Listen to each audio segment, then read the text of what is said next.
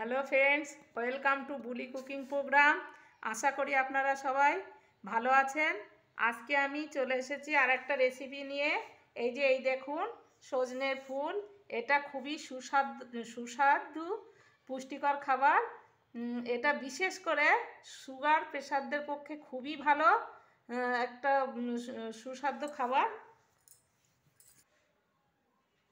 এই সজনের ফুল কিভাবে রান্না করে আমি আপনাদের দেখাবো।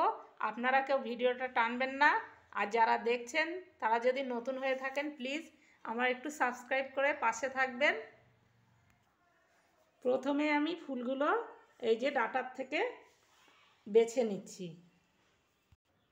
এই যে এক এক করে আমি সব ফুলের ডাল থেকে ফুলগুলো নিয়ে নিলাম। এই যে আমার পুরো সব ছাড়ানো হয়ে গিয়েছে। এই যে ফুল আমার সব বাছা হয়ে গিয়েছে। এখন আমি রান্না করব।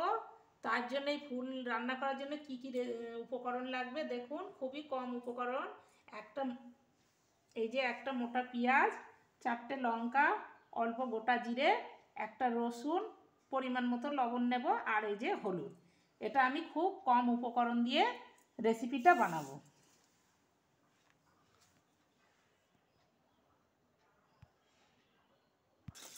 এই যে প্রথমে আমি ফুলটা ভালো করে ধুয়ে নিচ্ছি।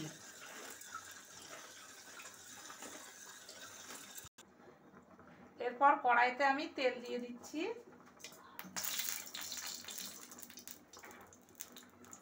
তেল দিয়ে এই যে গোটা জিরে ফোড়ন দিয়ে দিচ্ছি। তারপর আমি রসুনগুলো গোটা গোটা দেবো বলে রসুনগুলো দিয়ে দিলাম। এখন পেঁয়াজটাও দিয়ে দিচ্ছি।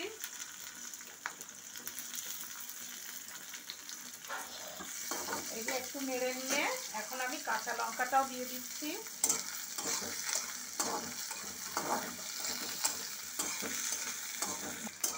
এই যে মশলাগুলো একটু লাল লাল হলে তারপরে আমি এই দেখুন আমার লাল লাল হয়েও গিয়েছে। এখন আমি ফুলগুলো ঢেলে দেব।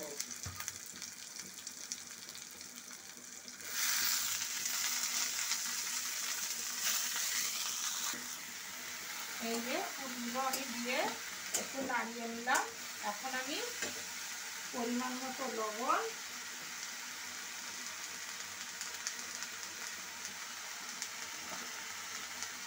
আর পরিমাণ মতো হলুদ দিয়ে দেবো।